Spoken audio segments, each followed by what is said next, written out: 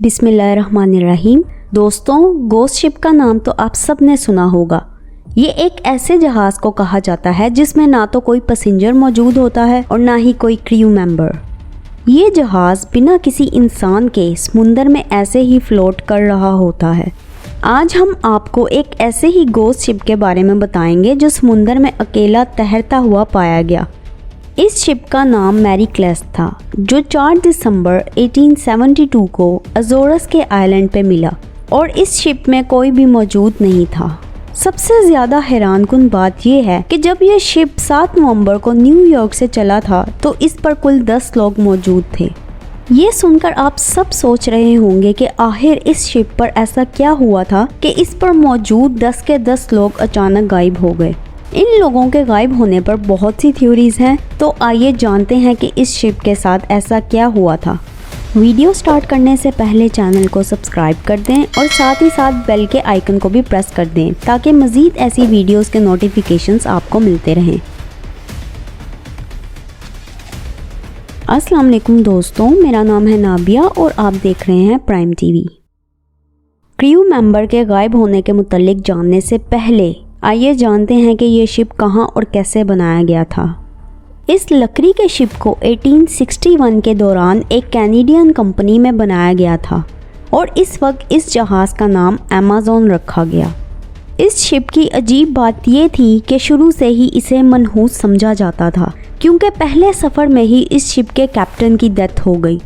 जी हाँ, इसके कैप्टन अचानक बीमार पड़ गए थे और इन्हें सांस लेने में परेशानी हो रही थी। वो जब भी सांस लेते थे तो इनके मुंह से खून आता था और इस वजह से इनकी मौत वाक़या हो गई। इस जहाज़ पर हमेशा कुछ ना कुछ अजीब होता ही रहता था। जहाज़ के साथ कई एक्सीडेंट पेश आने की वजह से इसके मालिक मैकबीन ने तंग आकर इसे रिचर्ड नामी बंदे को बेच डाला। रिचर्ड एक अमेरिकन था जिसने काफ़ी डॉलर्स खर्च करके इस शिप को रेनोवेट किया था।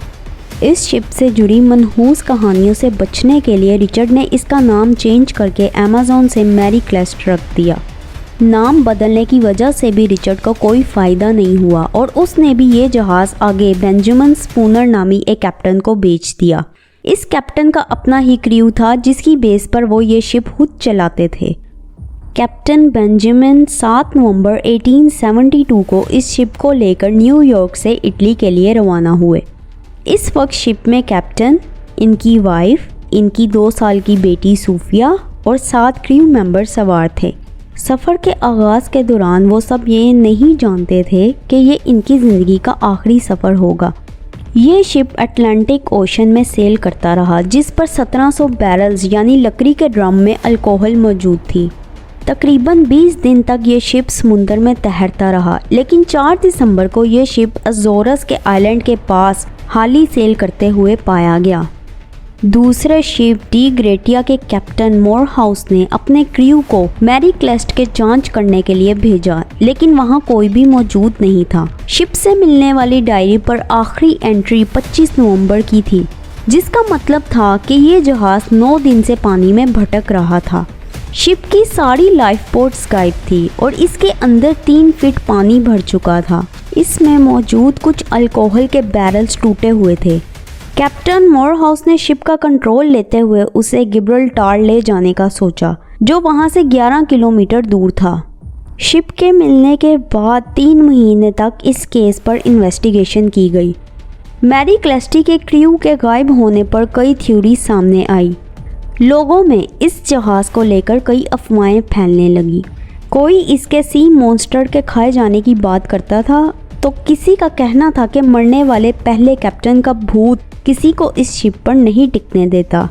या ये भी पॉसिबल था कि इस शिप पर पायरेट्स यानी समुद्री लुटेरों का हमला हुआ हो, जिन्होंने शिप के क्रू मेंबर्स को मारा हो। मगर ये थ्योरी भी रिजेक्ट हो गई, क्योंकि पायरेट्स के हमले से जहाज़ पर कुछ निशान ज़रूर मौजूद होते, मगर ऐसा कुछ भी मैरी क्लेस्ट पर नहीं पाया गया। एक थ्योरी ये भी सामने आई कि शायद बैरल से अल्कोहल का लीकेज होने की वजह से क्रू मेंबर्स लाइफ बोट्स पर सवार हो गए।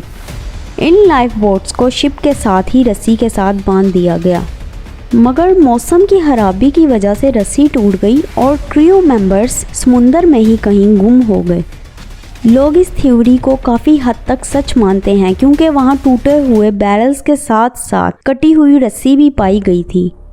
इन खौफनाक थ्योरीज के बावजूद ये शिप बाद में भी इस्तेमाल किया जाता रहा और जब भी इस पर सफ़र किया जाता इसमें नुकसान का ही सामना करना पड़ता था।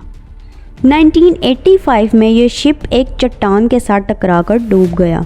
आज तक इस शिप के क्रू के गायब होने के बारे में कुछ पता नहीं चल सका, मगर एक बात ज़रूर है कि ये शिप जिसके पास भी गया इसकी ज़िंदगी ख़राब हुई और यही वजह है कि इसको कर्स शिप भी कहा जाता है। दोस्तों, इस बारे में आप सबकी क्या राय है? नीचे कमेंट सेक्शन का इस्तेमाल करके अपना ओपिनियन ज़रूर दीजिएगा। अगर आपको वीडियो पसंद आई है तो इसे लाइक और शेयर ज़रूर कीजिएगा। मिलते हैं आपसे अगली वीडियो में एक नई डॉक्यूमेंट्री के साथ। अपना बहुत सा ख्याल रखिएगा। अल्लाह हाफिज़।